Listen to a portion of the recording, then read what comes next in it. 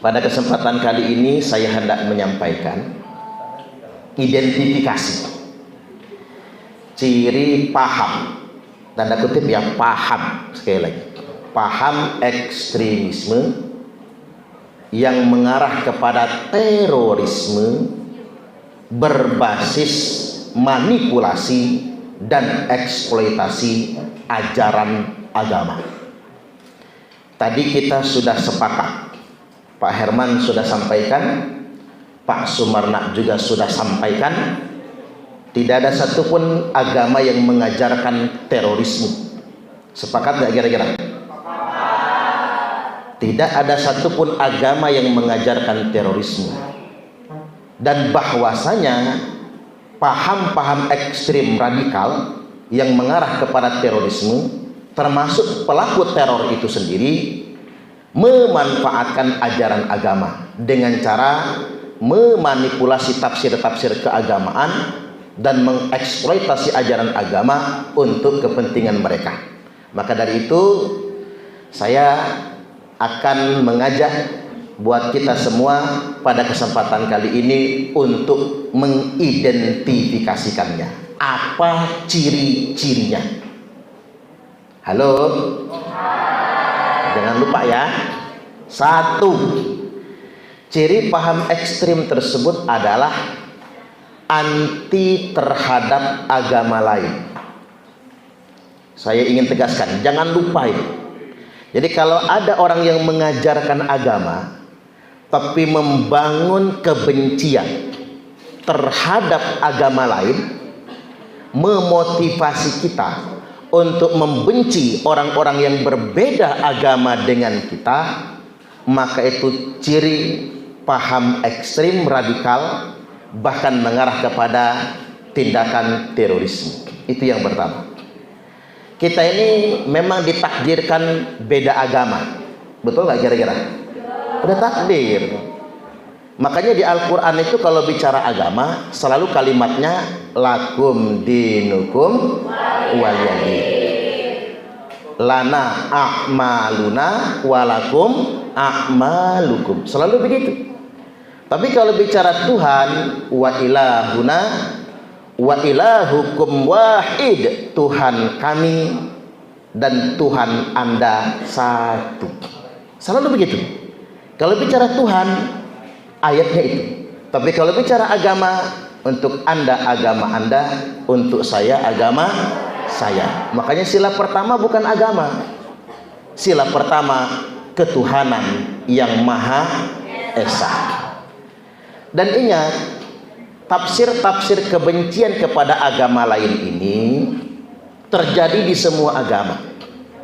Ada kelompok-kelompok Islam ekstrim yang mudah sekali mengkafir-kafirkan agama lain, bahkan menghalalkan darah umat beragama lain, bahkan ngebom jemaat gereja yang sedang ibadah misalnya.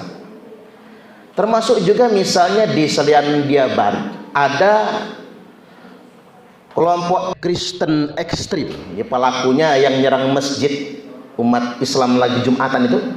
Ini oknum penyerang ini adalah terpapar ekstremisme Kristen yang menganggap umat Islam itu musuh. Orang lagi Jumatan diberondong dengan senjata. Termasuk juga di India ada kelompok Hindu radikal. Dia atas nama Hindu menghilangkan nyawa umat beragama yang beda dengan dia. Yang diserangnya apa? Gereja, masjid. Apa kata kelompok radikal Hindu ini? Kalau 100 tentara Hindu, kalau 100 orang dari kita bisa menjadi tentara, maka 100 tentara Hindu bisa membantai 2 juta penduduk muslim. Saking radikalnya. Jadi radikalisme berbasis eksploitasi terhadap agama Hindu. Kemudian di Myanmar, biksu Buddha yang sangat rasis dan radikalis, atas nama Buddha dia menghilangkan nyawa orang lain. Ini ciri yang pertama. Mulai dari tafsir-tafsir keagamaan yang pengajarannya selalu ditanamkan kebencian. Makanya buat adik-adik, ini Pak Ustadz kasih clue-nya ya. Jadi kalau Anda ngaji, liqa, taklim. Kok di situ nggak diajarkan Islam rahmatan lil alamin, tapi diajarkan agama lain itu musuh semua? Itu sudah ciri ajaran menyimpang. Ketika kita diajarin ajaran agama, kok diajak ngebenci agama lain? Vaksinnya apa obatnya? Obatnya juga Al-Quran ini. Wala tasubbul ladzina yad'una min dunillah. Kan nggak boleh di Al-Quran. Menghina agama lain nggak boleh. Menghina Tuhan agama lain nggak boleh. Menghina cara beribadah agama lain nggak boleh. Makanya saya nggak habis pikir ketika ada mubalik penceramah agama yang ceramahnya kerjaannya nyaci maki agama lain. Dia dapat Islam dari mana sih?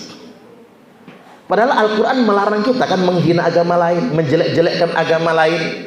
Nah, karena kita Indonesia ini mayoritas muslim, jangan sampai sementang, kalau bahasanya itu sementang mayoritas, lantas kemudian kita mudah sekali menyebarkan kebencian terhadap umat beragama lain. Kalau menyontoh Nabi pernah dikunjungi umat Kristen Bani Najron, itu sekitar 70 orang, itu sama pastornya, semua sama keuskupannya datang.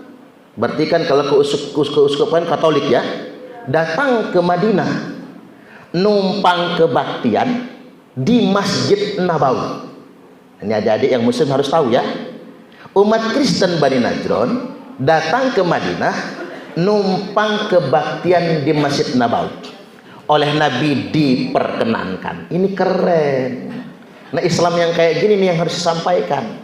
Jangan yang menanamkan kebencian terhadap umat beragama lain. Walaupun tadi ada oknum-oknum agama lain juga, oknum umat Hindu yang radikal, oknum umat Buddha yang radikal, oknum umat Kristen yang radikal, oknum umat Islam yang radikal, yang selalu menanamkan kebencian terhadap umat beragama lain.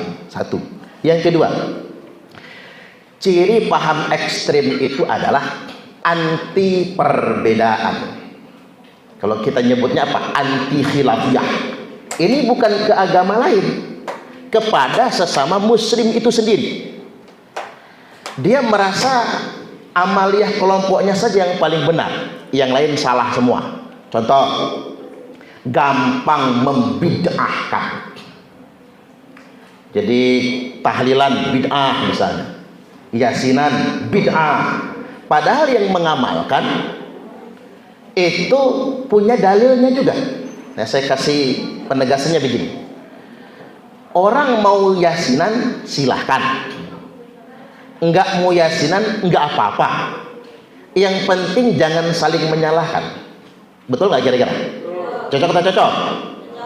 Begini, adik-adik, Anda akan beranjak matang dan dewasa. Anda akan dihadapkan dengan mazhab, perbedaan pendapat.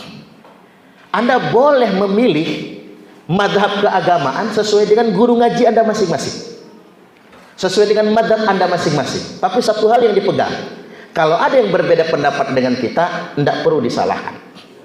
Nah, kalau kita coba mudah menyalahkan orang lain, bahkan menyerang mazhab yang berbeda dengan kita, maka itulah yang disebut dengan ekstremisme. Ujung-ujungnya banyak kejadian kan, sesama muslim malah menghalalkan darah saudara muslimnya sendiri.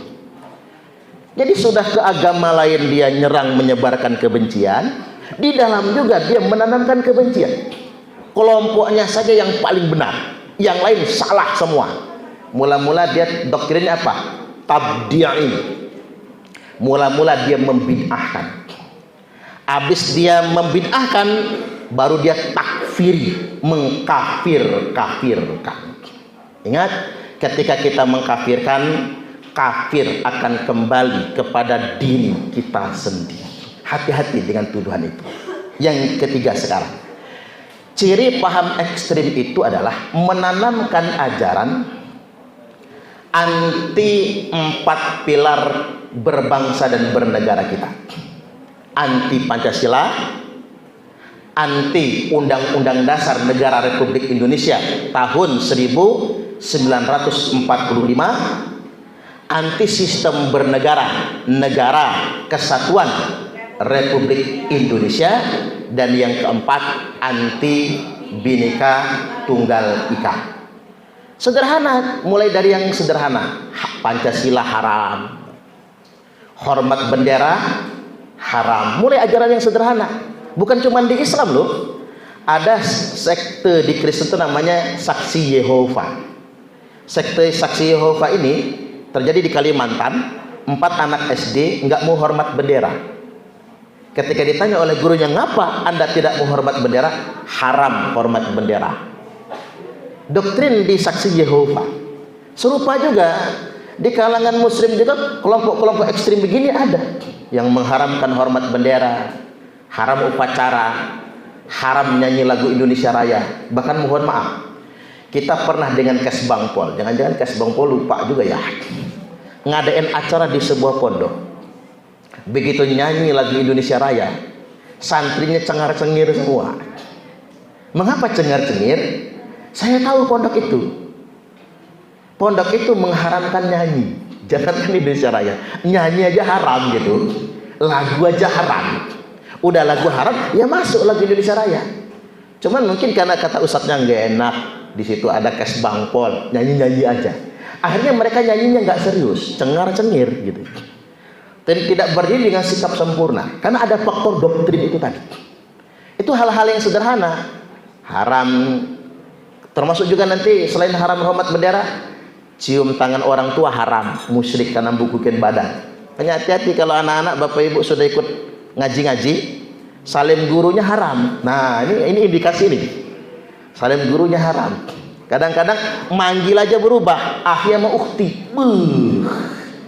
Manggil saudara perempuannya, teman perempuannya ukhti. Manggil teman laki-lakinya ahi. Begitu pacaran abi sama umi. Allah. Ini benar kejadian kan? Benar kejadian. Abi sama umi. Abi pulang sekolah nanti antar ya, iya mi. Ih, jijai bajai najong pralala. Padahal begini, saya pengen luruskan juga sama pembina-pembina rohis. Nggak perlu ngajarin anak kita manggil temannya akhi ukhti. Karena bagi orang Arab, Bapak Ibu, malah kita disalahkan. Teman perempuan dipanggil ukhti, kena marah kita. Karena ukhti itu saudara perempuanku. Itu mengikat, itu mahram. Emang gua mahram elu? Emang gua adik elu? Kan begitu. Emang gua kakak elu? Orang Arab nggak bisa manggil lawan jenis dengan ukhti, dengan akhi, nggak bisa. Karena mereka bukan mahram. Lagu-laguan orang Indonesia akhi ukhti tadi itu. Nah ini penting kan? Jangan sampai hanya kejebak dengan simbol-simbol sesaat sedemikian rupa. Nah ujung-ujungnya mereka akan anti 4 pilar, mengkafirkan Pancasila. Kata mereka Pancasila itu kafir. Undang-Undang Dasar 1945 itu undang-undang setan. NKRI negara togut. Kata mereka kan begitu, doktrinnya sedemikian rupa, anti kehidupan bernegara. Kata mereka negara-negara kafir karena dasarnya bukan Al-Quran. Nah, saya kasih tahu vaksinnya buat adik-adik. Vaksinnya apa? Dulu Nabi kita waktu bikin negara, hijrah dari Mekah ke Madinah. Madinah kan namanya Yathrib, lalu berubah menjadi negara namanya Madinah. Nabi mendirikan negara Madinah itu negara kesepakatan, bukan negara agama. Jadi Nabi nggak pernah mendirikan negara agama, termasuk negara Islam. Negara kesepakatan. Dan dasar negara Nabi bukan Al-Quran. Nah ini cara ngejawabnya. Kalau ada yang ngerekrut kelompok begitu, bukan Al-Quran. Dasar negara Nabi Sahifatul Madinah, piagam Madinah. Ada 47 pasal. Nah ini kan dicontoh oleh pendiri negara kita. Kita bikin negara bukan negara agama, tapi negara kesepakatan. Kita nyebutnya Negara Kesatuan Republik Indonesia. Dasarnya apa? Mulanya dari Piagam Jakarta, mengerucut kemudian menjadi Pancasila dan Undang-Undang Dasar Negara Republik Indonesia tahun 1945. Begitu dong. Anda harus argumentatif menjawabnya. Kalau ada yang merekrut kelompok sedemikian rupa, dan kalau ada paham yang mengajak kita menentang Pancasila dan negara, itu paham yang paling berbahaya. Dosa yang paling besar, yang gak ada ampun, gak ada maafnya itu apa? Dosa melawan negara. wa tarikul dinihil mufariqul jamaah. Dosa paling besar, tidak ada ampunnya, dipastikan masuk neraka orang yang mati dalam keadaan keluar dari batas akhir ajaran agama, yakni melawan kepada negaranya. Maka dosa paling besar itu dosa melawan negara. Makanya begini, man kharaja minat ta'ah wa faraqal jamaah, barang siapa yang keluar dari ketaatan kepada pemerintah yang sah dan dia memisahkan diri, berontak negara, menolak negaranya, famata, maka ia mati, mata mitatan jahiliyah, matinya mati jahiliyah. Jadi mati dalam keadaan melawan negara dan aparat negara, itu mati jahiliyah. Bukan mati syahid, tapi mati sangit. Ya kayak anak kecil tadi kan, dia didoktrin ngebom itu mati syahid, melawan negara itu mati syahid. Padahal bukan mati syahid tapi mati sangit. Ini vaksin yang harus Anda ketahui, bahwasanya dosa paling besar adalah dosa melawan negara. Jadi kalau ada yang mengajarkan kepada kita negara Indonesia ini negara kafir, kita wajib melawannya dan menggantinya, itu sudah indikasi terbesar kelompok ajaran ekstrim radikal yang mengarah kepada terorisme. 3 dapat kita ya. Yang keempat sekarang, ciri ajaran mereka itu mendelegitimasi pemerintah yang sah, mempropagandakan isu untuk anti pemerintah yang sah. Pokoknya ngajak umat ini melawan pemerintah yang sah. Biasanya yang paling dimanfaatkan itu musim politik begini. Kayak tahun 2019 itu banyak yang terpapar kelompok radikal. Karena apa? Memanfaatkan pendukung paslon yang kalah. Saking kecewanya paslonnya kalah, kan begitu? Tapi dan tidak terima dengan paslon yang jadi, maka muncul kebencian kepada pemerintah yang sah. Dan itu dimanfaatkan oleh kelompok radikal untuk merekrut anggota sebanyak-banyaknya. Apa kata dia? Sudah, memang sistem Indonesia ini sistem kafir karena sistem demokrasi. Nggak mungkin orang beriman terpilih dalam sistem demokrasi. Oh, sistemnya sudah salah. Kalau kamu ingin betul berjuang agar kita memiliki pemimpin yang beriman sesuai dengan keinginan kita, kita ganti sistemnya.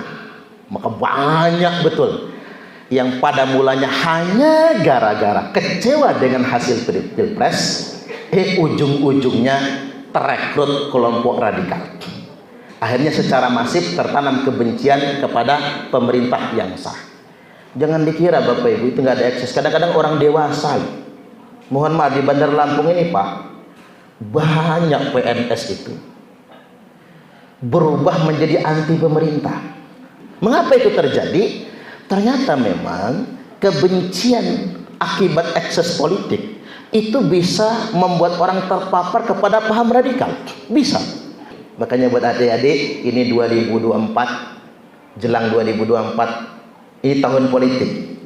Hati-hati, seandainya hasil pemilihan 2024 nanti tidak sesuai dengan apa yang kita harapkan, yang terpilih bukan calon yang kita inginkan, kita terima apa adanya, karena itu takdir Allah. Setuju gak kira-kira?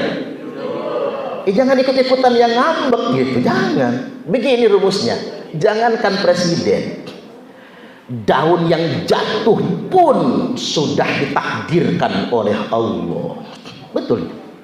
Jangankan jadi presiden, daun yang jatuh pun sudah ditakdirkan oleh Allah.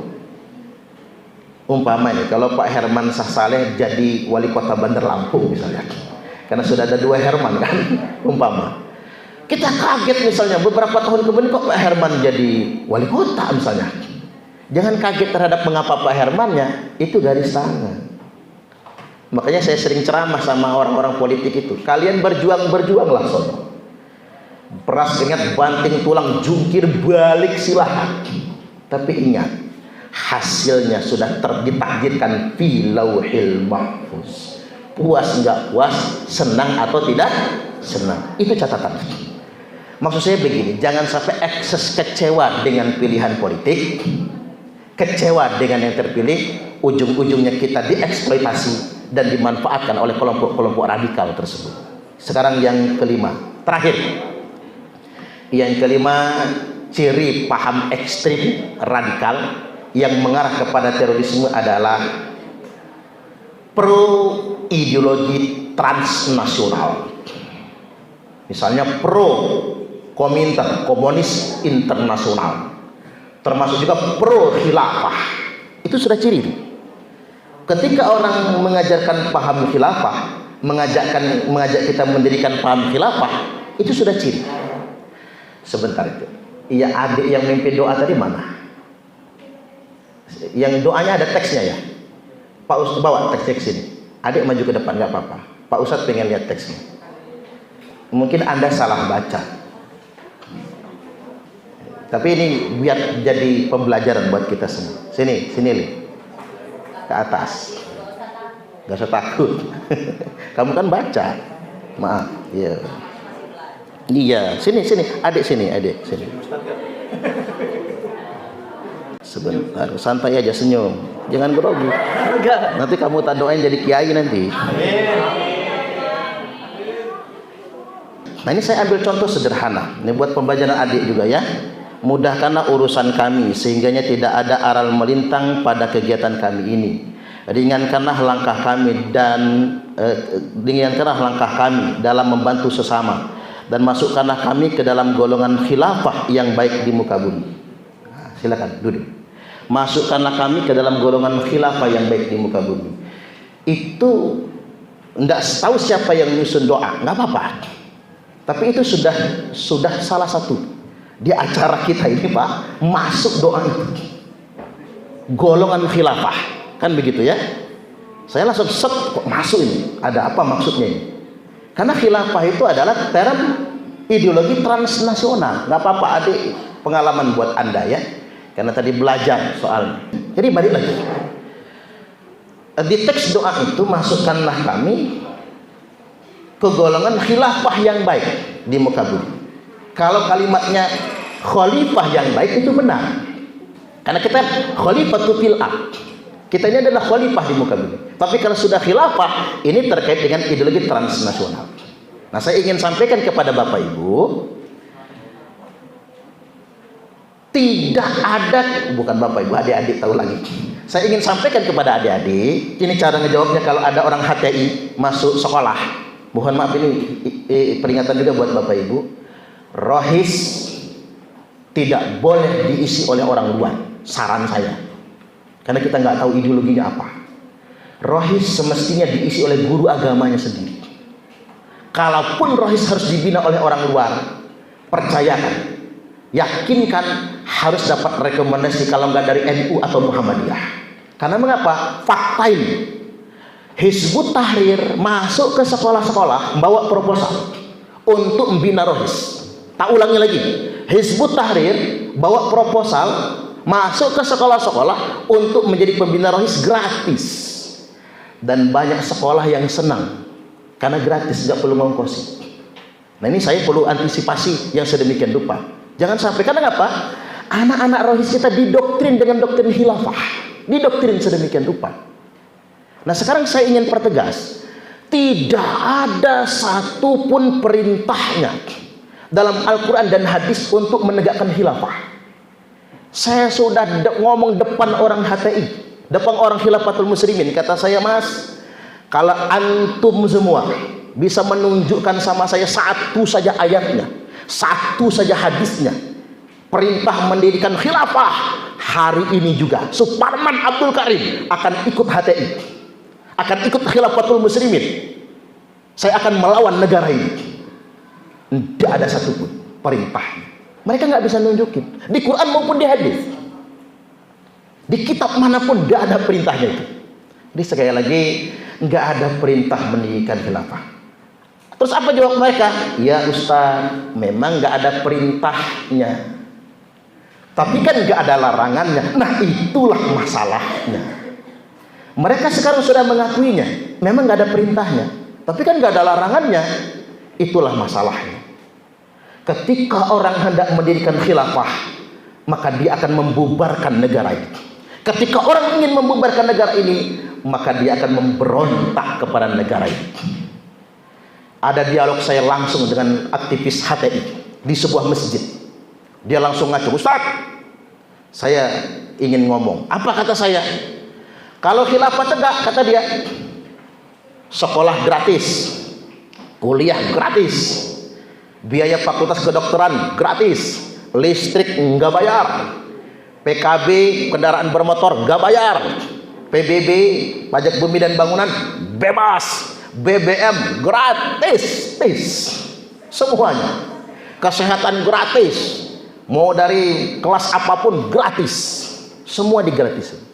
Jamaah saya sudah mulai tegang. Waduh, Ustadz Parman bisa ngejawab enggak ya? Saya balik tanya sama dia, "Mas," kata saya, "Anda sudah menjanjikan angin surga gratis, tis. Walaupun bayarnya mungkin pakai yen enek duitin barangkali ya. Anda sudah menjanjikan tis. Kan banyak orang terperdaya. Cuman saya ingin tanya sama sampean," kata saya, "kalau khilafah ditegakkan, negara kita mau diapakan?" Apa jawab dia? Kejebak dia. Ya, kalau kita ingin menegakkan khilafah, negara Indonesia ini harus kita bubarkan. Kejebak dia. Itulah masalahnya. Anda sedang menjanjikan angin surga, tapi pada kenyataannya Anda hendak menghancurkan negara ini. Borok-borok listrik gratis, borok-borok kesehatan gratis, borok-borok sekolah gratis. Yang ada kita hancur perang saudara. Itulah yang terjadi di Irak dan Suriah. Apa janji ISIS? Khilafah. Kalau khilafah tegak, nanti semuanya gratis. Apa yang terjadi?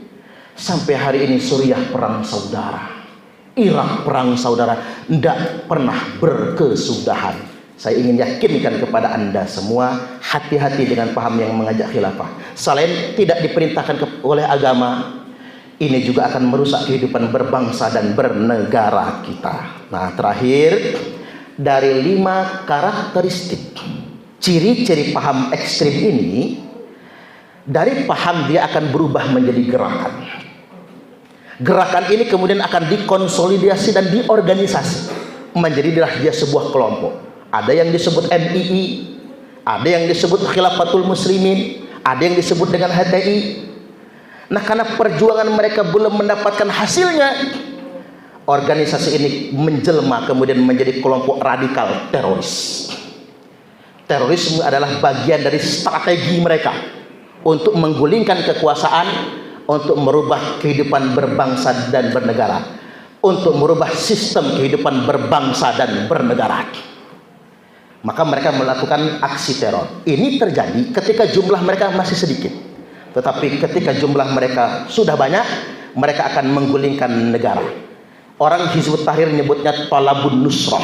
Apa itu Thalabun Nusrah? Nyusup ke Polri. Maka kata Pak Sumarna, ada banyak, walaupun oknum ya, anggota Polri yang terpapar. Masuk ke TNI, kalau bisa jadi jenderal. Masuk ke partai politik, menjadi wakil rakyat, bahkan kemudian bisa menjadi menteri, jadi kepala daerah, masuk ke dunia kedokteran, dunia medis, masuk ke mana-mana. Itu yang disebut dengan Thalabun Nusrah. Bahkan masuk ke organisasi-organisasi massa Islam dan lain sebagainya untuk memanfaatkan itu semua. Setelah dirasa cukup jumlahnya, mereka akan melakukan penggulingan kekuasaan. Maka saya cuma ingin ingatkan kepada para pemimpin bangsa, mumpung Indonesia belum dibuat kacau, saya merekomendasikan semua paham, semua aliran yang anti ideologi Pancasila, yang anti Undang-Undang Dasar 1945, yang anti Negara Kesatuan Republik Indonesia, sebaiknya dipidanakan saja. Setuju gak kira-kira? Tepuk tangan dulu. Ya, segitu saja dulu buat adik-adik. Ya, Anda pionir ya. Anda pionir. Anda yang dipilih oleh Pak Kepala Sekolah untuk hadir di sini dari sekian ribu teman-teman Anda. Anda pionir, sampaikan kepada teman-teman 5 ciri ajaran radikal tadi. Kalau Anda lupa gampang, langsung nonton YouTube-nya Pak Ustadz ya. Channel YouTube-nya namanya Ustadz Suparman Abdul Karim. Jangan lupa di subscribe. Anda generasi masa depan, saya doakan Anda nanti ada yang jadi komandan Densus 88. Amin ya Pak ya. Ada yang jadi Kadensus nantinya, pokoknya harus terdepan demi menjaga negara kita ini. Ingat, membela negara pahalanya sama seperti kita membela agama. Jadi jihad membela negara adalah jihad kita membela agama kita sendiri. Dan ingat, jangan ikut-ikutan pergaulan bebas, jangan ikut-ikutan narkoba, jangan ikut-ikutan tawuran ya. Fokus belajar saja, kejar cita-cita Anda. Anda adalah yang akan memimpin bangsa dan negara kita. Ingat sekali lagi, tahun 2045 entah saya masih ada, mudah-mudahan saya panjang umur. Kalau Pak Christian masih ada enggak ya? Kayak Pak Christian sudah agak, udah 50 udah ada Pak? Oh sudah ada. Mudah-mudahan Pak Christian panjang umur lah. Mudah-mudahan kami semua masih ada walaupun sudah kakek-kakek semua ya, udah tua renta. Kami ingin melihat alumni SMA Negeri 1 menjadi pemimpin bangsa, bahkan kalau bisa menjadi presiden Republik Indonesia. Amin. Wallahul muwaffiq ila aqwamit thoriq. Wassalamualaikum warahmatullahi wabarakatuh. Waalaikumsalam warahmatullahi wabarakatuh. Mari kita beri aplaus sekali lagi pada yang kita.